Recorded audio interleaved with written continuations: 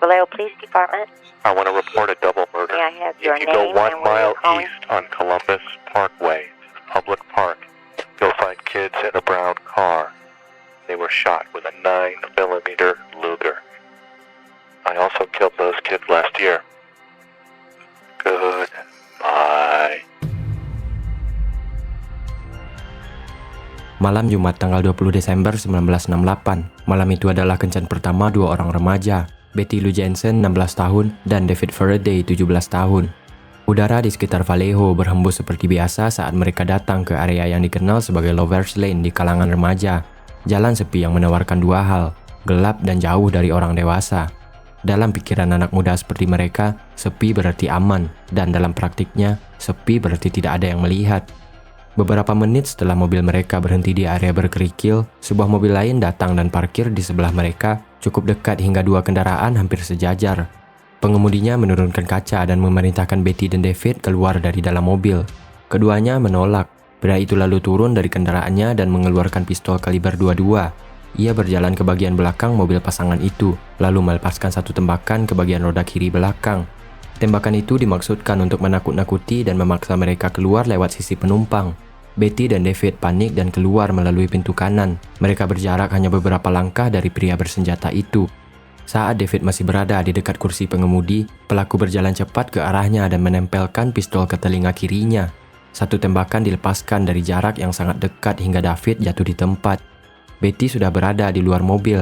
Begitu tembakan pertama terdengar, ia berlari menjauh ke arah ladang gelap di sisi jalan.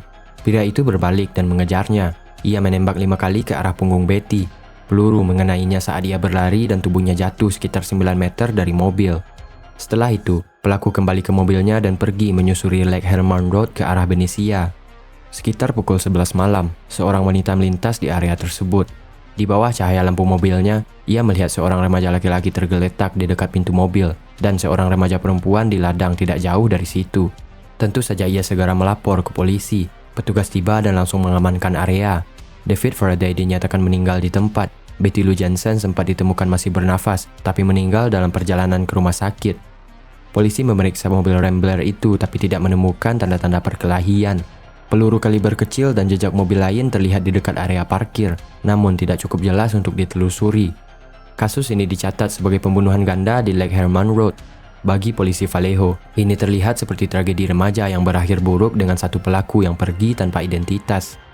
Beberapa bulan kemudian, seorang pria yang mengaku bertanggung jawab atas pembunuhan ini mulai mengirim surat ke media dan polisi. Ia menjelaskan cara membunuh dengan detail teknis, lalu mengejek aparat yang memburunya.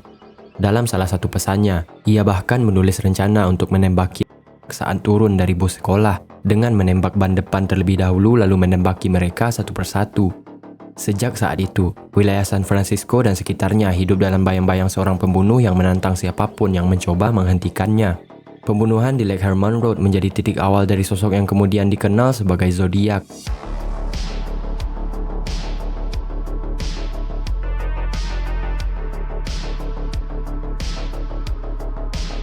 Malam 4 Juli 1969, saat itu kota dipenuhi suara petasan. Banyak orang berkumpul di halaman rumah atau di taman kota. Darlene Ferrin, 18 tahun, keluar rumah bersama Michael McGough, 16 tahun. Mereka berniat melihat kembang api. Saat mobil Darlene keluar dari driveway, sebuah kendaraan lain ikut bergerak di belakang mereka. Darlene mencoba mengambil jalan lain di beberapa belokan, namun mobil itu tetap saja mengikuti. Sekitar pukul 11 malam, Darlene masuk ke area parkir Blue Rock Spring Park, sebuah taman kecil di pinggir kota. Lagi-lagi tempat ini sering dipakai pasangan muda untuk berhenti sebentar. Mobil di belakang mereka juga ikut masuk, lalu berhenti tidak jauh dari mereka. Mobil itu diam beberapa detik lalu keluar lagi. Darlene dan Michael sempat mengira urusan selesai. Namun 5 menit kemudian, kendaraan yang sama kembali dan berhenti tepat di belakang mereka. Seorang pria turun dari mobil dengan senter di tangannya. Michael mengira itu polisi. Ia merogoh saku untuk mengambil kartu identitas. Pria itu menyorotkan senter langsung ke wajah mereka. Cahaya putih memenuhi kabin mobil. Dalam keadaan silau, beberapa tembakan dilepaskan dari jarak dekat. Lebih dari 7 peluru menghantam tubuh mereka. Darlene terkena tembakan di dada dan paru-paru, dan Michael terkena di leher, rahang, dan bahu. Pria itu kembali berjalan ke mobilnya. Dari kursi depan, Michael mengerang karena kesakitan. Suara itu membuat penyerang berhenti. Ia berbalik, mendekat lagi, dan melepaskan 2 tembakan tambahan ke arah kabin. Michael berusaha menyelamatkan diri dengan merangkak ke kursi belakang. Lalu setelah itu penyerang pun pergi. Beberapa menit kemudian, 3 remaja yang baru selesai merayakan kembang api melihat mobil yang terparkir dengan jendela berlubang peluru. Mereka memanggil polisi. Darlene meninggal di rumah sakit. Michael bertahan hidup dan memberi keterangan. Ia sempat melihat wajah penyerang beberapa detik sebelum senter menyilaukan matanya. Deskripsinya menyebut pria bertubuh besar, rambut pendek, wajah bulat, dan ekspresi datar. Malam itu sekitar pukul 12 dini hari, telepon di kantor polisi Vallejo berdering. Panggilan itu datang dari telepon umum dengan seorang pria yang berbicara singkat. Vallejo Police Department. I want to report a double murder. May I have If your you go name 1 and where mile you're calling? east on Columbus Parkway, public park, you'll find kids in a brown car. They were shot with a 9mm Luger. I also killed those kids last year. Goodbye. Ia mengaku bertanggung jawab atas penembakan di Blue Rock Spring dan pembunuhan di Lake Herman Road. Ia menyebut lokasi dan waktu kejadian secara rinci dan tepat, lalu menutup telepon. Agustus 1969, 3 surat tiba di kantor 3 koran berbeda. Vallejo Times Herald, San Francisco Chronicle, dan San Francisco Examiner. Surat dengan tulisan tangan kasar, mengaku sebagai pembunuh remaja di Lake Herman dan penembak di Vallejo. Di setiap surat ada potongan sandi dan ia meminta agar sandi tersebut dicetak. Koran memuatnya. Publik melihat rangkaian simbol aneh di halaman depan. Angkatan Laut, NSA, dan CIA menerima salinan untuk dianalisis. Sepasang suami istri bernama Donald dan Betty Harden ikut mencoba memecahkannya, dan dari situ pola huruf terbuka. Hasilnya adalah pesan itu berbicara tentang kesenangannya membunuh dan korban yang telah ia habisi akan menjadi budaknya di akhirat. Ia menulis bahwa manusia adalah hewan paling menarik untuk diburu. Ia juga menyebut tidak akan membuka identitas karena takut koleksinya berhenti.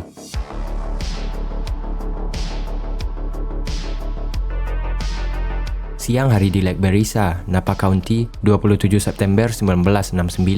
Di sebuah danau yang biasa dipakai piknik dan berjemur, Cecilia Shepard dan Brian Hartnell datang untuk bersantai di tepi air. Lokasi ini jauh dari jalan besar, namun bukan tempat tersembunyi. Sekitar pukul 6 sore, seorang pria muncul dari balik pepohonan. Tetapi yang membuat pasangan itu terpaku adalah pakaiannya. Tudung hitam yang menutup kepala, di dada tergambar simbol lingkaran bersilang, dan di tangannya ada sebuah pistol. Pria itu mengaku sebagai tahanan yang kabur dari penjara Montana dan butuh uang serta mobil untuk kabur ke Meksiko. Ia meminta dompet Brian, lalu memerintahkan mereka berdua untuk berbaring. Dari tasnya, ia mengeluarkan tali dan mulai mengikat tangan Brian dan Cecilia. Setelah keduanya terikat, pria itu mengambil pisau panjang dari balik pakaiannya dan mulai menikam Brian. Beberapa tusukan ke dada dan punggung. Lalu berikutnya ia menyerang Cecilia. Setelah serangan, pelaku berjalan ke mobil korban dan menulis di pintu dengan spidol hitam, tanggal kejadian, lokasi, dan metode. Di bawahnya, ia menambahkan 2 tanggal pembunuhan sebelumnya. Catatan itu dibuatnya seperti daftar pencapaian, dan setelah itu ia berjalan pergi ke arah jalur setapak. Brian masih sadar. Dengan sisa tenaga, ia merangkak ke arah mobil mereka yang terparkir di dekat jalan tanah. Seorang pengendara yang lewat melihat tubuhnya bersimbah darah dan segera mencari bantuan. Cecilia dibawa ke rumah sakit namun luka tusuknya terbilang cukup parah. Ia meninggal 2 hari kemudian akibat komplikasi, sedangkan Brian selamat dan memberikan kesaksian kepada polisi. Tak lama kemudian, telepon berdering di kantor Sheriff Napa County. Seorang pria mengaku bertanggung jawab atas penikaman di Lake Berryessa. Ia menyebut lokasi dengan detail dan cocok dengan temuan di lapangan. Serangan kali ini terjadi di siang hari. Polisi membaca ini sebagai pesan bahwa pelaku ingin menunjukkan bahwa jam dan suasana tidak membatasi aksinya. Dari 3 peristiwa, sebuah pola mulai terlihat. Korban pasangan muda, lokasi dekat air, dan di akhir pekan. Dengan struktur berupa pendekatan, kontrol, serangan, lalu klaim. Di tahap ini, pelaku tidak lagi bersembunyi di balik kebetulan. Ia menyiapkan kostum, membawa simbol, dan menyisakan tulisan. Polisi menyadari bahwa mereka sedang berhadapan dengan seseorang yang sedang membangun karakter.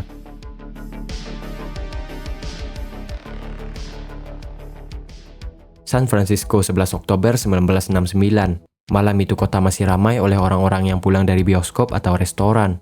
Di sekitar persimpangan Washington Street dan Cherry Street, sebuah taksi yang dikendarai Paul Stein, 29 tahun, berhenti dan menaikkan seorang penumpang pria yang meminta diantar ke Presidio Heights.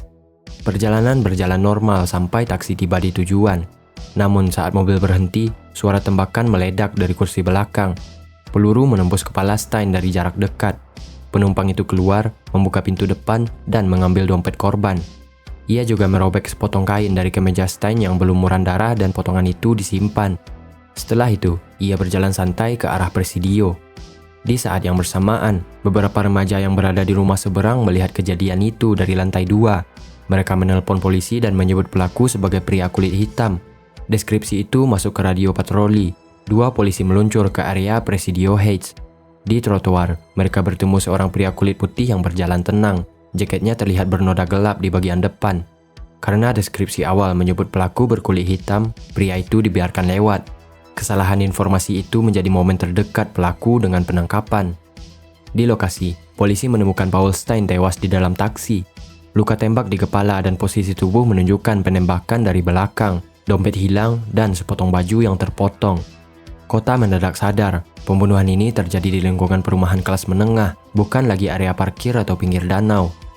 Beberapa hari kemudian, surat datang ke kantor koran. Di dalam amplop, ada potongan kain kemeja Paul Stein yang masih bernoda darah. Pengirim memperkenalkan dirinya sebagai Zodiac dan mengaku sebagai pelaku pembunuhan taksi itu. Ia mengejek polisi karena telah membiarkannya pergi saat berpapasan di trotoar. Ia juga menulis bahwa ia bisa saja membunuh lebih banyak orang malam itu, bahkan menyebut rencana menembak di bus sekolah dengan senapan. Ancaman tersebut langsung mengubah suasana kota. Sekolah-sekolah di sekitar San Francisco dan di wilayah Teluk memperketat pengamanan. Bus sekolah dikawal polisi motor. Anak-anak diminta naik dan turun lebih cepat. Orang tua berkumpul di halte bus lebih awal. Ketakutan menyebar lewat tinta dan kertas. Sementara itu, perhatian media meledak. Acara radio dan televisi membahas nama Zodiac setiap malam. Di sebuah talk show, seorang pria menelpon dan mengaku sebagai Zodiac. Talk to us. Just tell us what's going on inside you right now, Sam. Please. I have headaches. Right. How long have you had those headaches, Sam? I mean, a long time? Since I killed a kid. Well, was it before December that you had the headaches? Yes. Were you in service that you might have had an injury in service? Did you ever fall out of a tree or downstairs? Were you ever unconscious? I don't know. You don't remember. Does aspirin do you any good? No. Doesn't do any good. Sam, let me ask you this. There's some reason why you go to a particular doctor or a particular priest, and some reason why apparently you wanted to talk to me or Lee. Is it that you feel that we have compassion for people who get in trouble? Or is it you feel that we can do something for you? Why did you want to talk to Mr. Belli, Sam? I don't want to be hurt. If it all boils down to the question of you're giving yourself up if you could be assured that you wouldn't get capital punishment. For I don't want myself, to give myself up. Huh? I want to kill those kids. Panggilan itu dilacak dan pria tersebut ditemukan. Ia kemudian dibawa ke rumah sakit jiwa. Setelah diperiksa, detail ceritanya tidak cocok dengan kasus. Polisi menyimpulkan ia bukan pelaku asli, melainkan orang dengan gangguan mental yang ikut terbawa arus ketenaran. Di internal kepolisian, rasa frustasi meningkat. Kesalahan deskripsi membuat peluang emas hilang begitu saja. Surat-surat yang datang terus mempermalukan aparat secara terbuka. Media terus memuat surat itu di halaman depan. Wajah pelaku belum dikenal, tetapi suaranya hadir di mana-mana. Zodiac kini mengendalikan ritme pemberitaan. Ia bukan sekedar penyerang, melainkan sutradara dari ketakutan publik. Polisi mengejar bayangan, sementara pelaku menulis naskah.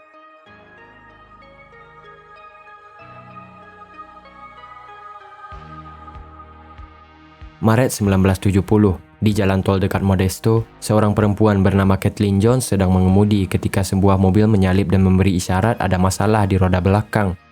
Kathleen berhenti. Pria itu menawarkan bantuan, lalu mengajak pindah ke mobilnya sambil berkata bahwa ia akan mencarikan bengkel. Setelah Kathleen masuk, mobil dibawa berputar-putar di jalan yang sepi. Saat Kathleen sadar situasinya berbahaya, ia membuka pintu dan melompat keluar. Mobil yang ia tumpangi melaju pergi. Dan tak lama kemudian, mobil Kathleen ditemukan terbakar. Beberapa hari setelah kejadian, sebuah surat datang ke koran. Pengirimnya mengaku sebagai pelaku penculikan dan pembakaran mobil. Sejak akhir 1969 sampai 1970, isi surat mulai berubah. Fokus bergeser dari pembunuhan ke sandi dan ancaman. Salah satu surat berisi chipper 13 karakter yang diklaim sebagai nama zodiak. Sandi itu dikirim bersama gambar simbol lingkaran bersilang. Polisi dan kriptografer mencoba memecahkannya, namun tidak ada hasil yang disepakati. Bersamaan dengan itu, ia menulis tentang bom yang diklaim siap diledakkan di bus sekolah. Ia menggambar sketsa mekanisme bom dan menyebut lokasi hipotesis di jalanan Bay Area. Klaim jumlah korban terus bertambah di bagian bawah surat, dari 7 menjadi puluhan. Penyelidikan kemudian berputar pada nama-nama tersangka. Yang paling sering disebut adalah Arthur Lake Allen. Ia tinggal di Vallejo, pernah berbicara tentang keinginan membunuh dan memiliki jam tangan bermerek zodiak dengan simbol mirip di tanda surat. Seorang saksi selamat, Michael McGough, menyebut wajah Allen mirip penyerangnya. Polisi menggeledah rumah Allen dan memeriksa senjatanya, namun hasil uji tulisan tangan dan sidik jari tidak cocok dengan bukti surat. Nama lain muncul di lingkungan media, Richard Gaikowski, mantan tentara medis yang bekerja di surat kabar bawah tanah.